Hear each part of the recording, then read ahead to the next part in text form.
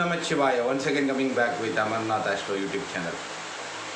இன்றைக்கி நம்ம பார்க்க போகிற பதிவு பார்த்திங்கன்னா, கேதுவோட சனி கிரகம் சேர்ந்தால் எப்படி இருக்கும், என்ன மாதிரியான பாசிட்டிவ் பலன்கள் உங்களுக்கு கிடைக்கும், அதை பற்றி தான் நம்ம இன்றைக்கி வீடியோவில் பார்க்க போகிறோம். ஏற்கனவே பார்த்திங்கன்னா நம்ம 2 கிரகங்கள் சேர்க்கை என்ன மாதிரியான உங்களுக்கு நன்மைகள் கொடுக்கும், என்ன மாதிரியான பிரச்சனைகள் கொடுக்கும், அதற்கான தீர்வு என்ன அப்படின்றத நம்ம இது வரைக்கும் கிட்டத்தட்ட ஒரு 17 வீடியோவில் பார்த்துருக்கோம். சூரியனோட இணைந்த கிரகங்கள், சனியோட இணைந்த கிரகங்கள், சந்திரனோட இணைந்த கிரகங்கள், இதெல்லாம் நம்ம போட்டிருக்கோம். இப்போ பார்த்திங்கன்னா கேதுவோட இணைந்த கிரகம்னு கேது கூட சூரியன், கேது கூட சந்திரன், கேது கூட செவ்வாய், கேது கூட குரு, கேது கூட சுக்கிரன், இந்த வீடியோலாம் பழைய பதிவுகளில் இருக்குது. பார்க்காதவங்க சப்ஸ்கிரைப் பண்ணிவிட்டு போய் பார்த்தீங்கன்னா உங்களுக்கு எப்படி பலன் எடுக்கலாம் அப்படின்றது மட்டும் இல்லை, உங்களுக்கு 2 கிரகங்கள் சேர்ந்ததுன்னா நிறையா ஜோதிட போக்கிலையும் ஜோதிடர்களும் சொல்கிற மாதிரி கெட்ட பலன்கள் கிடைக்கும். அதை நோக்கி ஜென்ரல் ப்ரிடிக்ஷனில் போகாமல் கரெக்டான ப்ரிடிக்ஷன் அவங்க தசா பூத்தியில் என்ன மாதிரி நடக்குதோ அந்த ப்ரிடிக்ஷன் தான் உங்களுக்கு நடக்கும். 2 கிரகம் சேர்ந்தாலும் சரி, கெட்டது தான் நடக்கும். உதாரணமாக பார்த்திங்கன்னா, இன்றைக்கி நம்ம பார்க்க போகிற பதிவில் கேதுவும் சனியும் சேர்ந்திருக்கிற ஜாதகருக்கு, கேதுன்றது கெடுக்கிற கிரகம், கம்மி பண்ணுற கிரகம், அதாவது ரெடியூஸ் பண்ணுற பிளானட்டு, இப்படிலாம் ஒரு பொதுவான கருத்து. திடீர்னு ஒரு சடன் தீமையை கொடுக்கும்.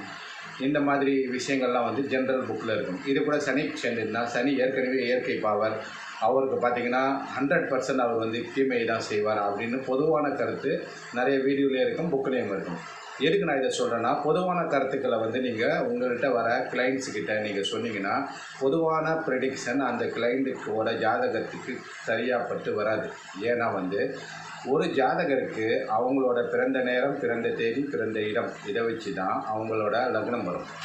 லக்னம் வந்ததுன்னா லக்னாதிபதி எப்படி இருக்கிறார், அவரோட தசாபதி என்ன நடக்குது, தசாவோட நாயகன் அதாவது அதிபதி எந்த வீட்டில் இருக்கிறார், அந்த வீட்டு அதிபதி என்ன மாதிரி பலன்கள் கொடுக்கும், தசாதிபதியோட எந்த நல்ல கிரகம் சேர்ந்துருக்கு, எந்த கெட்ட கிரகம் பார்க்குது, எந்த கெட்ட கிரகம் சேர்ந்து, இதெல்லாம் வச்சு தான் அவங்களோட ஈவெண்ட்ஸை சொல்ல முடியும்.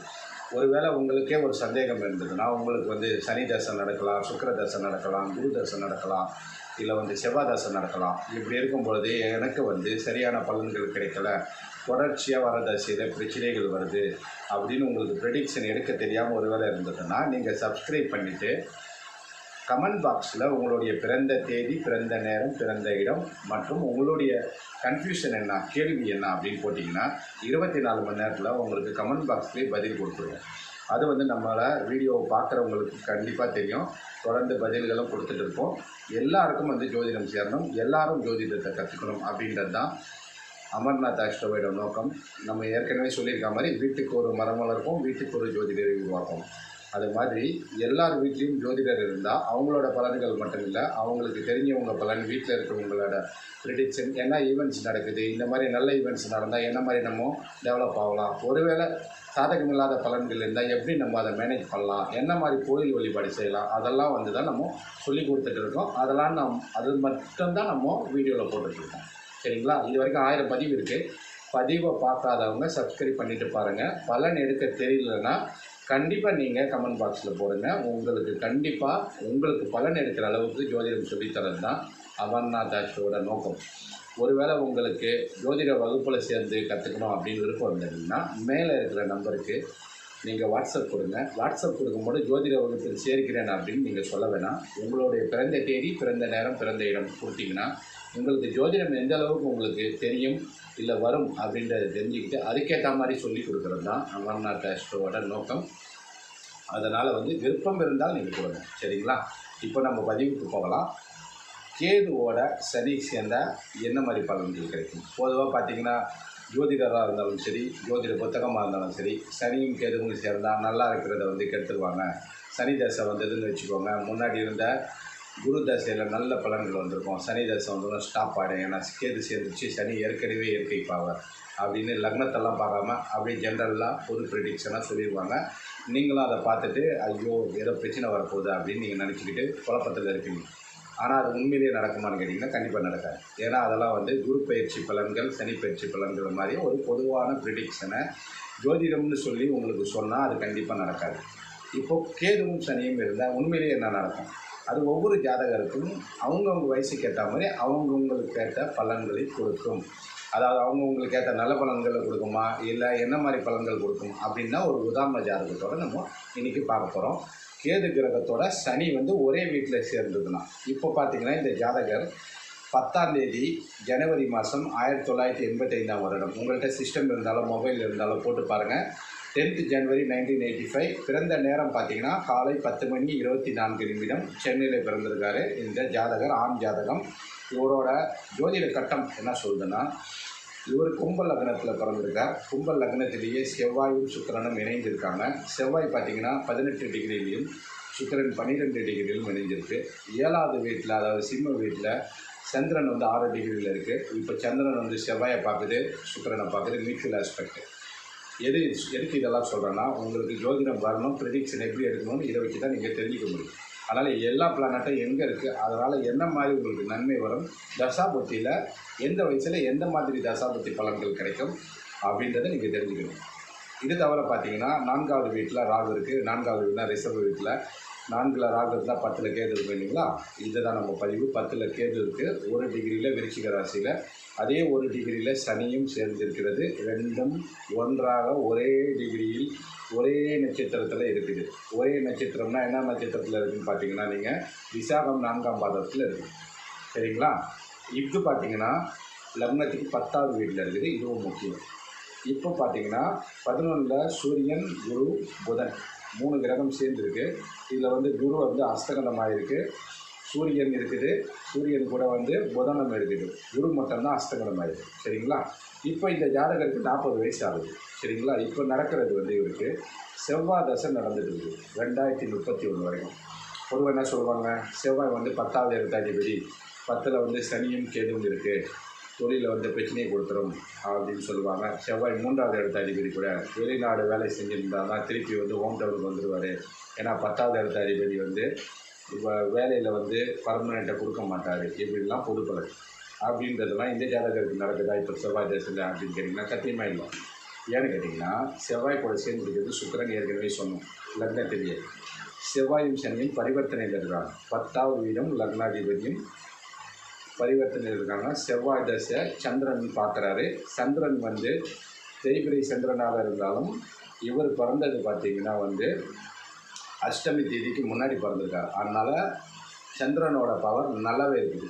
அது தவிர சந்திரன் சிம்ம ராசியில் இருக்குது. சந்திரன் இருக்கிற நட்சத்திரம் பார்த்திங்கன்னா மகன் நட்சத்திரம். அதனால் சிறப்பான நட்சத்திரத்தில் இருக்கும்போது இவர் வந்து ஆக்சுவலாகவே டாக்டரு. ஏன்னு கேட்டிங்கன்னா, செவ்வாய் மட்டும் டாக்டருக்கு காரகன் இல்லை. செவ்வாய் வந்து சர்ஜரிக்கு தான் காரகன். அதாவது எம்பிபிஎஸ்னால் bachelor of medicine, bachelor of surgery. Bachelor of சர்ஜரிக்கு தான் செவ்வாய் காரகன். பேச்சுலர் ஆஃப் மெடிசினுக்கு காரகன் வந்து சூரியன். சரிங்களா. ஸோ சூரியன் இவருக்கு 11ல் இருக்குது, 7வது அதிபதி. சூரியனும் வந்து குரு தான் அந்த வீட்டோட அதிபதி கூட சேர்ந்துருக்கிறது. சூரியனும் நல்லாயிருக்கு, செவ்வாயும் நல்லாயிருக்கு. செவ்வாய் பரிவர்த்தனையில் இருக்குது சனி கூட. அதனால் அவர் டாக்டராக இருக்கார். அவர் சொந்தமாக ஹாஸ்பிட்டல் வச்சு நல்லா செட்டில் ஆகிருக்கிறாரு. சரிங்களா. இவருக்கு வந்து இந்த செவ்வாய் தசை எந்த பிரச்சனையும் பண்ணல. இதுக்கப்புறமா வர ராகு தசையும் எந்த பிரச்சனையும் பண்ணாது. ஏன்னு கேட்டிங்கன்னா, ராகு தசை வந்து 2031 வரும். ராகு இருக்கிறது பார்த்திங்கன்னா இவருக்கு 4வது வீட்டில் ரிஷப வீட்டில் இருக்குது. வீடு கொடுத்த சுக்கிரன் பார்த்திங்கன்னா சந்திரனோட பார்வையில் இருக்குது. அதனால் சிறப்பாக இருக்கும். சரிங்களா. அதனால் சனியும் கேது வந்ததுன்னா தொழிலை பாதிக்கும். தொழில் காரகன் வந்து கேது கூட சேர்ந்தால் தொழிலே இருக்காது, வேலையே இருக்காது, கஷ்டப்படுவாங்க, பணப்பற்றாக்குறை இருக்கும். இதெல்லாம் இருக்கிறதுலாம் பொது பலனை வச்சு ஒரு ஜாதகருக்கு நீங்கள் சொன்னீங்கன்னா கண்டிப்பாக தப்பாக இருக்கிறதுக்கு இன்னொரு உதாரணம் தான் இந்த ஜாதகம். நீங்களும் வந்து உங்களுக்கு சந்தேகம் இருந்தால் போட்டு பாருங்கள், சிஸ்டம்லேயோ இல்லை மொபைல்லையோ. 10ஆம் தேதி ஜனவரி மாதம் 1985ஆம் ஆண்டு பிறந்த ஜாதகர். காலையில் 10:24 பிறந்திருக்கார். இவரோட ஜாதகம் தான் நம்ம இப்போ பார்த்துட்டு இருக்கோம். 10ல் இருக்கிற சனியும் கேதுவும் தொழிலை கெடுக்கலாம். சனி தசை வரலையேப்பா, கேது தசை வரலையேப்பா, அப்போ அந்த தசையில் தானேப்பா கெடும் அப்படின்னு கேட்டிங்கன்னா, இந்த கேது தசையும் சனி தசையும் வரத்துக்கு அவருக்கு வயசு வந்து 70 மேலே ஆகும். சரிங்களா. அதுதான் ஜாதகரோட கிஃப்ட்டு. அது ஒன்று. ஒருவேளை வந்து இன்னும் கெட்டது நடக்குமானா அது நடக்காது. இந்த ஜாதகருக்கு அவர் வரத்துக்கு நிறைய வயசு ஆகும். இருந்தாலும் செவ்வாய் வீட்டில் இருக்கிற சனியும் கேதுவும் தொழிலை கெடுக்கும். செவ்வாய்ன்றது பாவகிரகம், சனியும் பாவகிரகம், கேதுவும் பார்த்திங்கன்னா இயற்கை பாவர். அதனால் கெடுக்கும். 10ல் இருந்ததுனால் தொழில் போச்சு, வீடு வாசல்லாம் அமையாது. இது எல்லாமே தப்புன்றது இந்த ஜாதகத்தில் நீங்கள் தெரிஞ்சுக்கலாம். ஏன்னா வந்து 4வது வீட்டில் இருக்கிற ராகு வந்து அடுத்த வர தசை 2031. அதுக்கு முன்னாடி ஒரு சொந்தமாக ஹாஸ்பிட்டல் வச்சுருக்காரு, டாக்டரு, நல்லபடியாக இருக்கிறாரு, தொழிலில் பெரிய ப்ராப்ளம் எதுவுமே இல்லை, சக்ஸஸ்ஃபுல்லாக டாக்டர் தொழிலை வந்து ப்ரொப்ரைட்டராக இருந்து செஞ்சுட்டு இருக்காரு. சரிங்களா?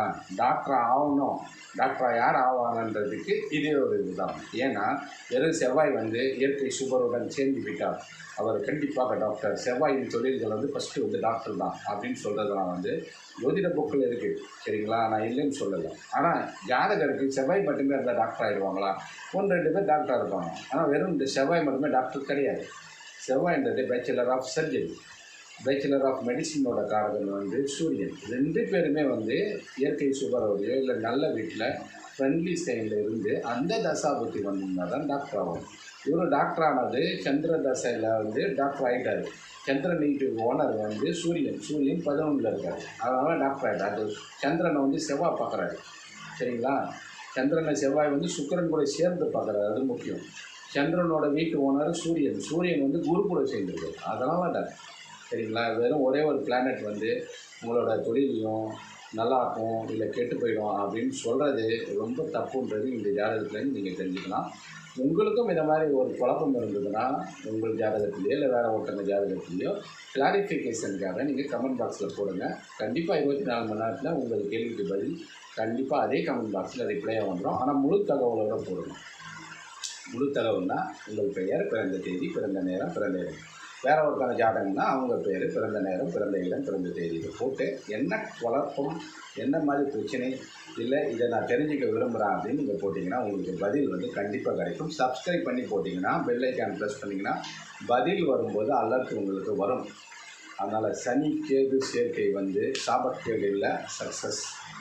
ஏன்னா 10ல் இருக்கிற சனி கேது இவருக்கு தொழிலில் தான் பெரிய முன்னேற்றத்தை கொடுத்தது. செவ்வாய் வீட்டில் இருக்கிறபோது செவ்வாய் மூலமான தொழிலான மருத்துவத்தை கொடுத்தது, ஹாஸ்பிட்டலை கட்ட வச்சுது, ஹாஸ்பிட்டல்லே பெரிய டாக்டராக வச்சுது, பெரிய பெரிய பெரிய பெரிய மேன்மேலும் உயர்ந்து போகிறதுக்கு காரணம் சனிக்கேது 10ல் இருக்கிறது தான். ஏன்னா செவ்வாய் வீட்டில் இருக்கிறது உன்னோட தான். அதனால் சனிக்கேது சேர்ந்துச்சுன்னா அது வந்து ஒரு சாபம்.